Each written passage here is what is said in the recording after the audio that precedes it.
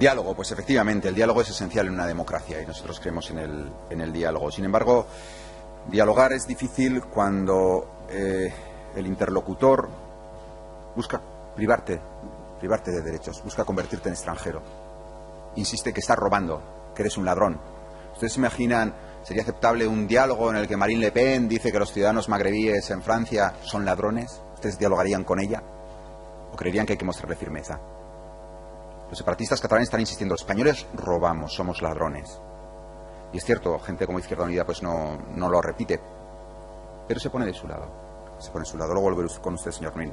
Reformar la Constitución. Pues en efecto, yo pienso que la Constitución es reformable en todos sus artículos, señor Araiz, en todos sus artículos. Completamente en todos.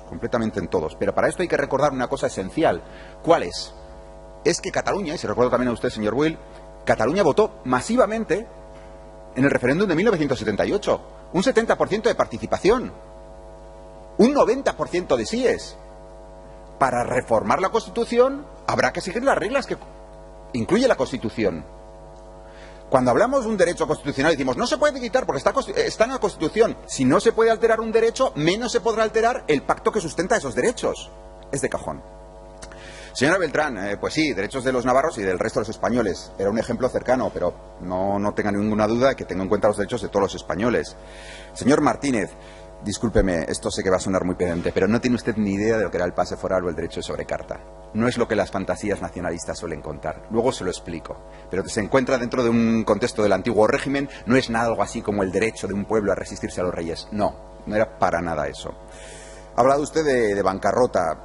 La mayor parte de su discurso le ha dedicado a hablar de cuestiones que no tenían relación con la moción. Pero, en fin, mire, el señor Aramburu, aquí presente en unas declaraciones en agosto de 2015, dijo: Navarra ha sido una comunidad austera en los gastos. Aquí no ha habido despilfarros. Ha habido una austeridad casi espartana.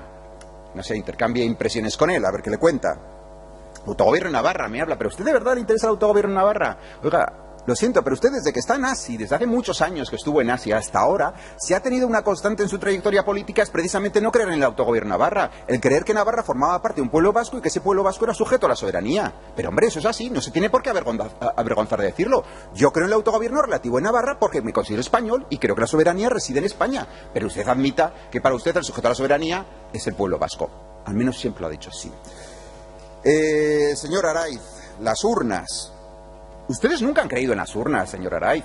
Nunca han creído en las urnas. Mire, por casualidad tenía a mano una cita del señor Tasio Erquicia, que seguro que lo conoce, de 1985, textualmente. No hay que confundir la voluntad popular con los votos, que tienen un valor relativo y no representan las aspiraciones de nuestro pueblo. Podría multiplicar las citas por 10, en la que dirigentes de la izquierda de Berchale cuestionan que las urnas puedan reflejar la voluntad popular, porque para ellos había una voluntad popular que era del pueblo vasco, y cuando la realidad no reflejaba esa voluntad popular, se deshacían de la realidad.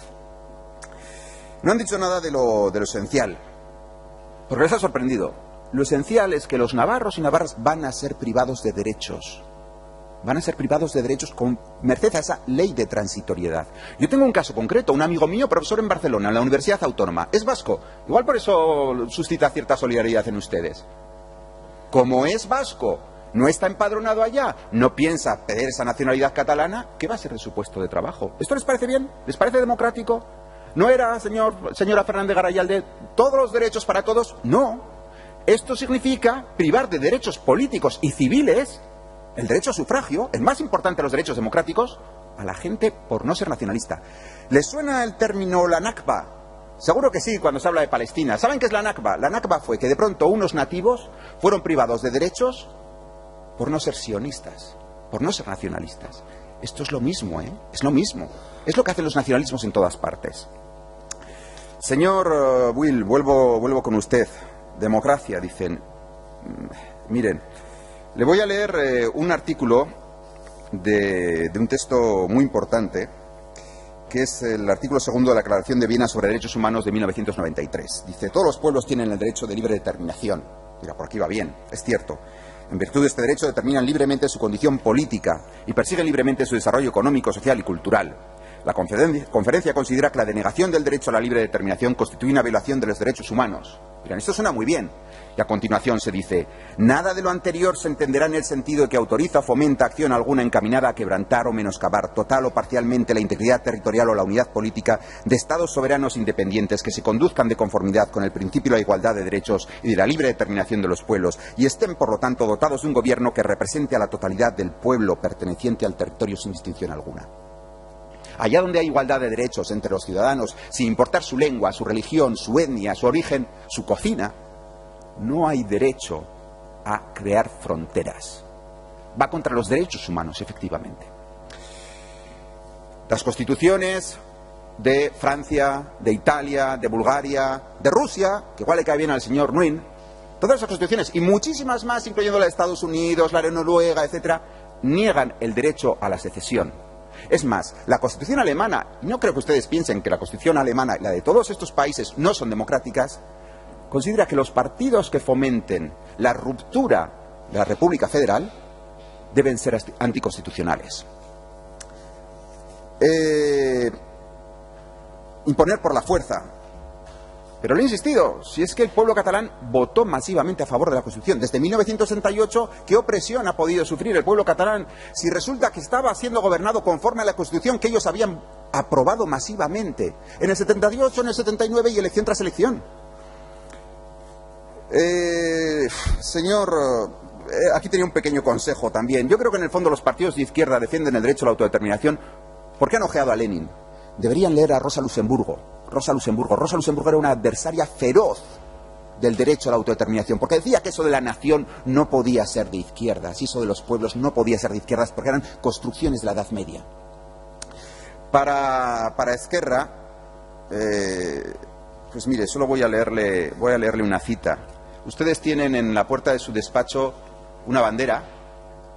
Iba a decir una bandera republicana, no. Es la bandera de la Segunda República, no es la bandera republicana.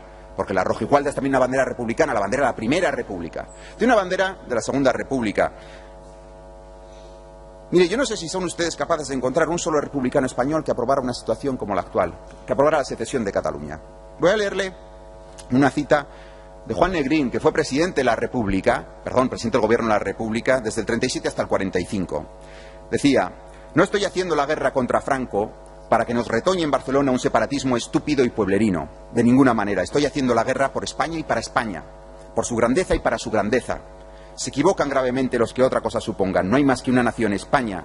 No se puede consentir esta sorda y persistente campaña separatista y tiene que ser cortada de raíz. Voy a cortarla. El que se oponga a la política de unidad nacional debe ser cesado de su puesto fulminantemente. Antes que consentir campañas nacionalistas que nos lleven a desmembraciones que de ningún modo admito, cedería el paso a Franco sin otra condición de la que se desprendiese de alemanes e italianos. Tal vez hoy estas frases, este párrafo, les parezca a ustedes fascistas.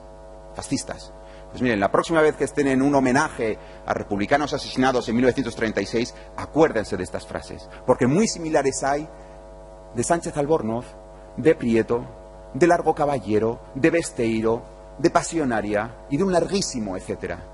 Esto es lo que ellos defendían. Acuérdense cuando los homenajean. Nada más. Muchas gracias.